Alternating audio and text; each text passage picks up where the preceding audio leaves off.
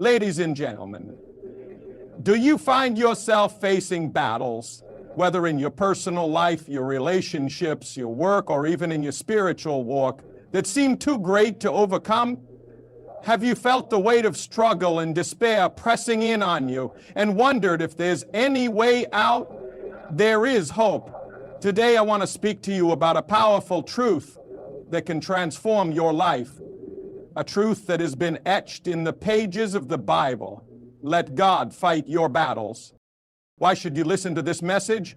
Because you don't have to fight alone. The struggles you face, no matter how big or small, are not meant to be carried on your own shoulders.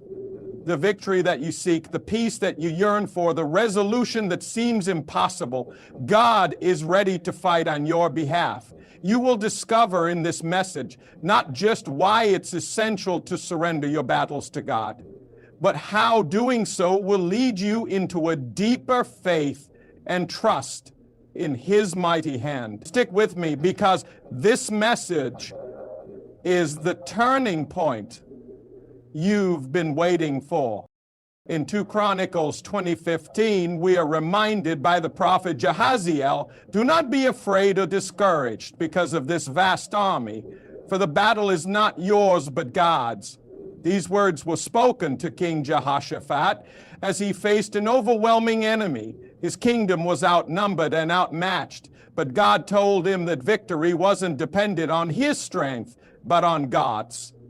This is not just an ancient truth, it is a living truth for each one of us today. The battle is not yours. When we acknowledge that the struggle is too great for us, we must remember that God's power is limitless. The battle belongs to the Almighty, and He fights for His children. We often believe we must fight in our own strength, using our own wisdom and strategies. Yet the moment we surrender our fight to God is the moment we step into His peace. Psalm 46:10 says, "Be still and know that I am God." There is immense power in surrender. It's in our stillness, in our letting go, that God can move mightily on our behalf. But too often we cling to our own plans, refusing to let God take control. True faith isn't about trying harder, it's about trusting deeper. Let God take the reins and watch Him work wonders. Faith is not a passive belief, it's an active surrender. When we truly trust God to fight our battles, we must also act in faith. In 1 Samuel 17, when David faced the giant Goliath, he didn't just pray for victory. He stepped forward in faith, armed with nothing but a sling and a stone, knowing that God would fight for him. Your action, coupled with God's power, brings about victory. Trusting God means taking the steps He asks you to take, even if those steps seem insignificant in the face of your challenge. It's important to understand that many of our battles are spiritual in nature. Ephesians 6:12 reminds us that our struggle is not against flesh and blood, but against the rulers, against the authorities, against the powers of this dark world, and against the spiritual forces of evil in the heavenly realms. When you're fighting against unseen forces, you need more than just physical strength. You need divine intervention. The weapons of our warfare are not carnal, but mighty through God to pull down strongholds. When you let God fight your battles, He equips you with spiritual armor and strength that will see you through any storm. Lastly, obedience to God is key in seeing His victory manifest in our lives.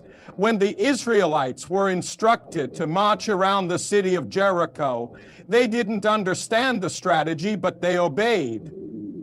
The result? The walls came crashing down. God's ways are often different from our own, but His ways always lead to victory. When you surrender your battle to God and obey His lead, victory is assured, not because of your efforts, but because of His divine hand. So today I invite you to lay down your weapons, to stop fighting the battles that were never yours to fight. Let God take the lead. Trust in His power, His wisdom, and His perfect timing. Let Him fight for you, and you will see that no enemy is too great for the one who holds the universe in His hands. I challenge you. Surrender your battles to God today. When you do, you will discover the true peace that surpasses all understanding, and you will walk in the victory that only God can provide. Let God fight your battles, and you will not be disappointed. When we find ourselves in the midst of life's fiercest storms, whether they be financial struggles, health crises, relational breakdowns, or any other overwhelming challenge, it's easy to feel as though victory is out of reach. We look at our circumstances and wonder how we could ever overcome what lies before us. But there is a profound truth that we must grasp. God's assurance of victory is not based on our own strength, but on His power and sovereignty. When the odds seem stacked against us, when the enemies we face appear too numerous or too powerful, we must remember that the God we serve is greater than any foe. He is the one who created the heavens and the earth. He is the one who calmed the raging seas with a word. He is the one who parted the Red Sea to make a way for His people when there seemed to be no way. In every story of deliverance in the Bible, whether it's the Israelites' victory over Pharaoh or David's triumph over Goliath, the common thread is this: God did the fighting. In Deuteronomy 3:22, God tells His people, "Do not be afraid of them. The Lord your God Himself will fight for you." This is not just a comforting thought. It's a divine promise. It is a promise that God is for you, not against you. It is a reminder that your struggles do not surprise God, and they are not bigger than His ability to handle. His assurance of victory doesn't depend on your own resources or abilities, but on His limitless power. When we begin to understand this, it changes everything about how we face challenges. Instead of looking at the mountain in front of us and feeling small, we start to look at the mountain and see the power of the one who created it. We stop thinking, "How can I do this?" and begin to ask, how can God show His glory in this situation? The God who defeated death itself is the same God who promises to fight on your behalf. And when God fights for you, victory is guaranteed.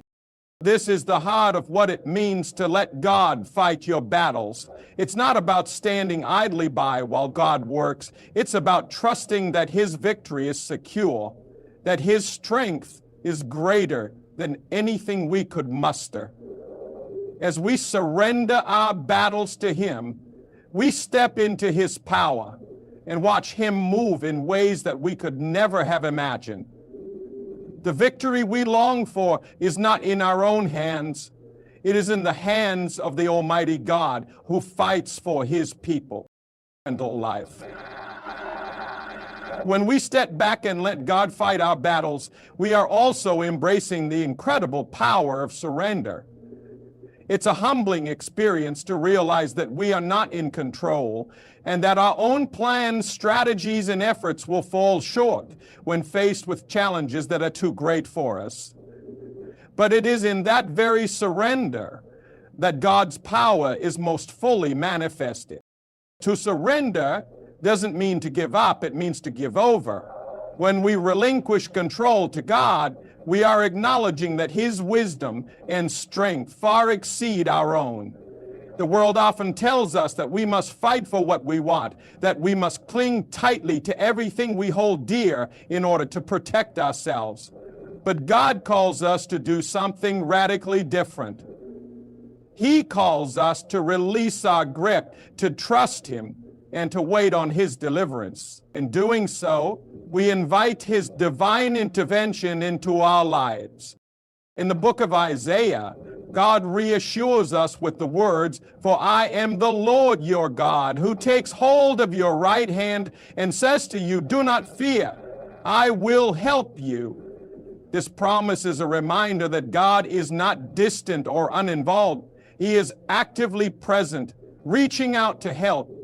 The act of surrendering our battles to God is not about being passive. It's about actively choosing to let Him guide and fight on our behalf. When we surrender, we allow God to fight for us in ways that are far beyond our understanding or control.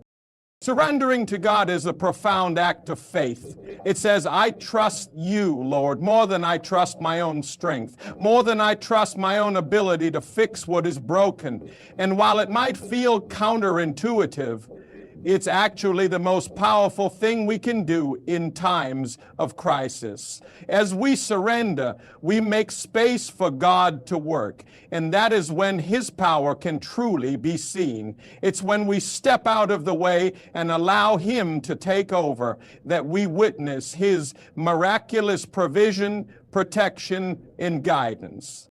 In 2 Chronicles 20, King Jehoshaphat and the people of Judah were confronted by an overwhelming enemy army. In their desperation, they turned to God and acknowledged their inability to fight the battle on their own. They prayed, we do not know what to do, but our eyes are upon you. But our eyes are upon you. He instructed them not to fight, but to stand still and watch Him deliver them. He instructed them not to fight, but to stand still and watch Him deliver them. As they obeyed, God defeated their enemies, and they experienced the victory that only He could provide. Surrendering to God means stepping out in faith, trusting that His way is better than ours, and allowing Him to take charge of the situation. When we do this, we tap into a source of strength that is infinite, God's power to fight on our behalf. It is in surrender that we find true peace and strength, knowing that we are not alone in the battle. God is with us, and He is fighting for us. When we speak of letting God fight our battles, it is crucial to understand that the battle is not just about physical confrontations or external enemies. In fact, often the battles we face are deeply spiritual in nature. The Apostle Paul reminds us in Ephesians 6:12 that our struggle is not against flesh and blood, but against the rulers, against the authorities, against the powers of this dark world, and against the spiritual forces of evil in the heavenly realm. This truth shifts our perspective. It tells us that our true battle lies not in the visible realm, but in the unseen, in the spiritual forces that seek to destroy us. When we recognize that the real enemy is spiritual, it becomes clear that our own strength, wisdom, or tactics will never be enough to win. No matter how clever or resourceful we are powerless against the forces of darkness. But there is hope. God has equipped us with spiritual armor that is designed to withstand and conquer these forces. As we trust Him to fight for us, He equips us with the tools we need for victory. We don't need to fight on our own, because the one who is greater than anything in this world is fighting on our behalf. The battle is not yours to fight. The battle is God's, and the victory belongs to Him. When we place our trust in Him, we are not simply looking for temporary solutions to our problems. We are seeking spiritual victory that transcends the physical world. God is not only concerned with our immediate circumstances, but with the greater spiritual truth that His power is greater than any evil force that stands against us. When we allow God to fight our battles, it means we are relinquishing control, surrendering our pride, and acknowledging that we cannot win on our own. We may face hardships, difficulties, or even moments of despair, but we can take heart in knowing that God's power is greater than all of it. The real strength comes from surrendering to Him and letting His power be displayed in our lives. God's strategy is often different from our own, and He might not always ask us to fight in the ways we expect. In the story of King Jehoshaphat, God told the people of Judah to stand still and watch Him fight for them. They did not have to wield swords or shields. They were called to trust and watch God bring about their victory. And in the end, God delivered them with a powerful victory without them having to lift a finger. This is how God works. He doesn't need our help to win the battle. What he needs is our trust, our willingness to follow his lead, and our surrender to his will. When we do this, we experience victory in a way that only God can provide. The battle is not ours, it is God's. When we let him fight our battles, we are participating in his divine victory, not relying on our own strength or wisdom, but trusting in his unmatched power. One of the most powerful aspects of letting God fight our battles is that it allows us to rest in his peace. We often try to handle our struggles in our own strength, believing that the more we fight, the more control we have over the outcome. But this only leads to exhaustion, stress, and fear. The truth is that when we take on the burden of our battles ourselves, we carry a weight that was never meant for us. God, in his mercy, offers us a different path, a path of rest, where he takes on the fight, and we are invited to rest in his peace. Jesus, in Matthew 11:28 through 30, offers us this invitation. Come to me, all you who are weary and burdened, and I will give you rest. Take my yoke upon you and learn from me, for I am gentle and humble in heart, and you will find rest for your souls. For my yoke is easy and my burden is light. This invitation is not just for moments of physical tiredness. It's an invitation to rest from the emotional, spiritual, and mental battles that we face daily. When we let God fight our battles, he lifts that burden from our shoulders, and we can experience the peace that only he can give. Resting in God's peace does not mean that we do nothing. It means we trust in his ability to handle the situation, knowing that he is working behind the scenes on our behalf. It means that we no longer have to carry the weight of worry, fear, or frustration, because we know that God is in control. When we let God fight our battles, we can rest in the assurance that he is working all things together for our good, even when we cannot see it in the moment. In Psalm 46, verse 10, God says, "Be still and know that I am God." This is not a passive command. It's an active trust in the power and sovereignty of God. It's a call to stop striving in our own strength and to trust that God's plans are greater than anything we can imagine. When we let go of our need to control the outcome, we make room for God's peace to fill our hearts. We can face our battles with calmness, knowing that the Creator of the universe is working on our behalf. When we try to fight our own battles, we often find ourselves overwhelmed and anxious. But when we surrender our battles to God, we exchange our anxiety for his peace.